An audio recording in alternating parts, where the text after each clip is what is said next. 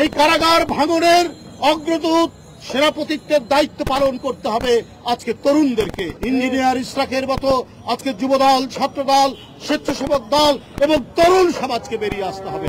দেখবেন শেখ হাসিনা, দেখবেন আওয়ামী লীগের সরকার ভীত শৃগালের মতো, ভয় পাওয়া শিয়ালের মতো পালিয়ে যাবে। বাংলাদেশ ব্যাংক 8 কোটি 10 লক্ষ ডলার 2-3 বছর আগেই চুরি হয়ে গেল। শোনা গেল যে ফিলিপাইনের যে জুয়ার টেবিলে সেগুলো উঠছে।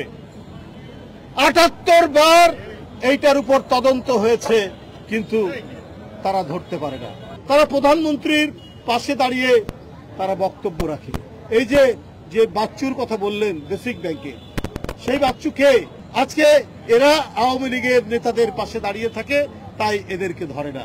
মিছিলের আওয়াজ শুনলে পুলিশকে দিয়ে লাঠিচার্জ করায়, মিছিলের স্লোগান শুনলেই গ্রেপ্তার করে, এবং যারা তরুণ সাহসী তাদেরকে সবার আগে তারা গ্রেপ্তার করে। যে আওয়ামী লীগ এমন একটি ওয়াশিং মেশিন, এমন একটি ওয়াশিং মেশিন, যত পাপ করুক, যত চুরি করুক, যত খুন করুক, ওই আওয়ামী লীগের ওয়াশিং মেশিনের মধ্যে দিয়ে ঢুকলে সব সাফ সুতরা, সব পরিষ্কার হয়ে যায়।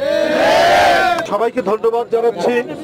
এই বৈশাখী তপ্ত রৌদ্রের মধ্যে, উত্তপ্ত রাজপথে আপনারা যে কণ্ঠের আওয়াজ তুলেছেন, এই কণ্ঠের আওয়াজ শেখ হাসিনা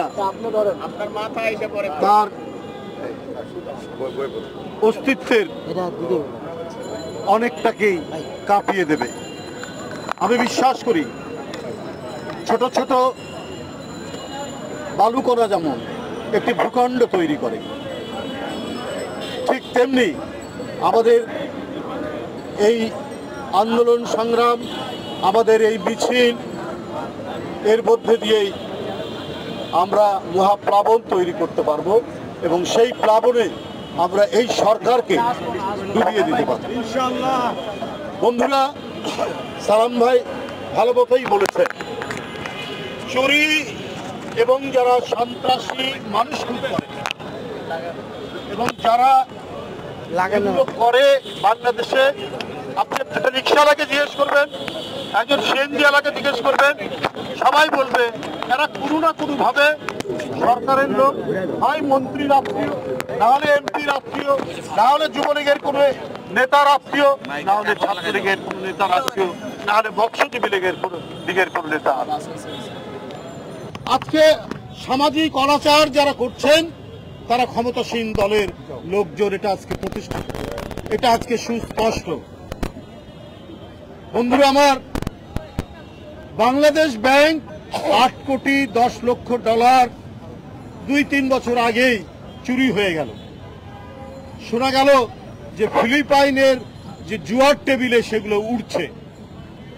78 বার এইটার উপর তদন্ত হয়েছে, কিন্তু তারা ধরতে পারে না, এই চোরদের ধরতে পারে না। কিন্তু ইশরাকের মতো একজন প্রতিশ্রুতিশীল তরুণ ইঞ্জিনিয়ার, যে দেশে বিদেশে লেখাপড়া করে দেশে ফিরে এসে তার পিতার মৃত্যুর পর জনগণের সাথে মিশে তরুণদের অত্যন্ত জনপ্রিয়, তরুণদের মুখপাত্রে পরিণত হয়েছে, তাকে ধরে নিয়ে গেছেন আজকে কারাগারে।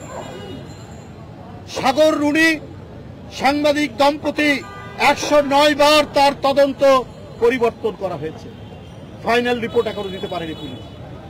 কিন্তু ইশরাকদেরকে আজকে কারাগারে নিয়ে যাওয়া হয়, কারণ একটাই, অন্য কোনো কারণ নয়। কারণটা হচ্ছে একটা ভয় থেকে। শেখ হাসিনা মুখে যাই বলুক, সে প্রচন্ড ভীত সন্ত্রস্ত অবস্থায় আছে। আপনারা দেখবেন যে ডাকাতরা, আপনার যারা দস্যু, তারা পাহাড়ের গুহায় থাকে, তারা লুকিয়ে থাকে, তারা জনসমক্ষে আসতে পারে না, রাতের অন্ধকারে এসে ডাকাতি করে। আজকে এই সরকারের যারা ডাকাত, এই সরকারটাই তো হচ্ছে ডাকাত এবং দস্যুদের ভাবাদর্শে অনুপ্রাণিত। তো সুতরাং তারা ভয়েই থাকে, তাই মিছিলের আওয়াজ শুনলে পুলিশকে দিয়ে লাঠিচার্জ করায়, মিছিলের স্লোগান শুনলেই গ্রেপ্তার করে, এবং যারা তরুণ সাহসী তাদেরকে সবার আগে তারা গ্রেপ্তার করে। এই কথা বলতে বলেছে যে আজকে সাইফুল ইসলাম নীরব, আজকে সুলতান সালাউদ্দিন টুকু, আপনার ঢাকা জেলার প্রেসিডেন্ট খন্দকার আবু আশফাক এরা আজকে কারাগারে কেন? শেখ হাসিনার এই ভয় থেকেই আজকে এই এই এই এই কারাগারে এই বন্দিত্বের মধ্যে ঠেলে দেওয়া হয়েছে। বন্ধুরা আমার, গোটা বাংলাদেশ তো কাঁটাতারের বেড়ার মধ্যে আমরা আটকে আছি। শেখ হাসিনা উন্মুক্ত বাংলাদেশ নয়, বাংলাদেশ উন্মুক্ত নয়। যারা কারাগারের বাইরে, এটা উন্মুক্ত কারাগার। এই কারাগারের মধ্যে বাংলাদেশের জনগণ বসবাস করছে। তাই বন্ধুরা আমার, যারা দিনের পর দিন চুরি করছে তারা ক্ষমতাসীনদের কাছে থাকে, তারা প্রধানমন্ত্রীর পাশে দাঁড়িয়ে তারা বক্তব্য রাখে। এই যে বাচ্চুর কথা বললেন বেসিক ব্যাংকে, সেই বাচ্চুকে গোটা বেসিক ব্যাংকে একবারে তলানিতে নিয়ে গেছে। এখন সেই বেসিক ব্যাংক অন্য ব্যাংকের সাথে একত্রীকরণ করার চেষ্টা চলছে। এবং এই বাচ্চু আব্দুল হাই বাচ্চুর কি নাম? আব্দুল হাই বাচ্চু এখন সে তার নামের আগে মানে তার সমস্ত পাপ ধুয়ে মুছে দেওয়ার জন্য আমি গতকালই বলেছি যে আওয়ামী লীগ এমন একটি ওয়াশিং মেশিন, যত পাপ করুক, যত চুরি করুক, যত খুন করুক, ওই আওয়ামী লীগের ওয়াশিং মেশিনের মধ্যে দিয়ে ঢুকলে সব সাফ সুতরা, সব পরিষ্কার হয়ে যায়। আজকে এরা আওয়ামী লীগের নেতাদের পাশে দাঁড়িয়ে থাকে, তাই এদেরকে ধরে না। এরা সমস্ত ধরাছোঁয়ার বাইরে। আর যারা দৃঢ় প্রত্যয়ী, যারা অঙ্গীকারবদ্ধ, যারা গণতন্ত্র ফেরাতে চায়, যারা বাক স্বাধীনতা ফেরাতে চায়, তাদের ঠিকানা কারাগারে। এইটি আর চলবে না।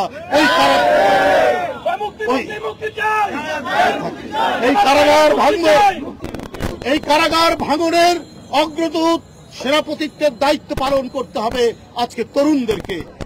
ইঞ্জিনিয়ার ইশরাকের মতো আজকে যুবদল, ছাত্রদল, স্বেচ্ছাসেবক দল এবং তরুণ সমাজকে বেরিয়ে আসতে হবে। দেখবেন শেখ হাসিনা, দেখবেন আওয়ামী লীগের সরকার ভীত শৃগালের মতো, ভয় পাওয়া শিয়ালের মতো পালিয়ে যাবে। আপনাদের সকলকে ধন্যবাদ। ইশরাক ভাইয়ের কিছু হলে স্বেচ্ছাসেবক জনতা, স্বেচ্ছাসেবক জনতা গড়ে তোলো একতা। জালো রে জালো, আগুন জালো।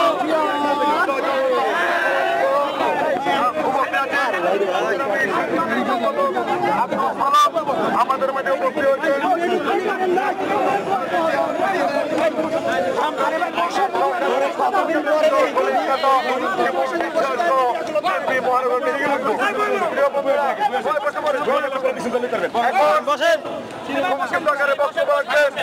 আজকের অনুষ্ঠানের সভাপতি ঢাকা মহানগর দক্ষিণ বিএনপির সংগ্রামী আহ্বায়ক, আমাদের প্রিয় নেতা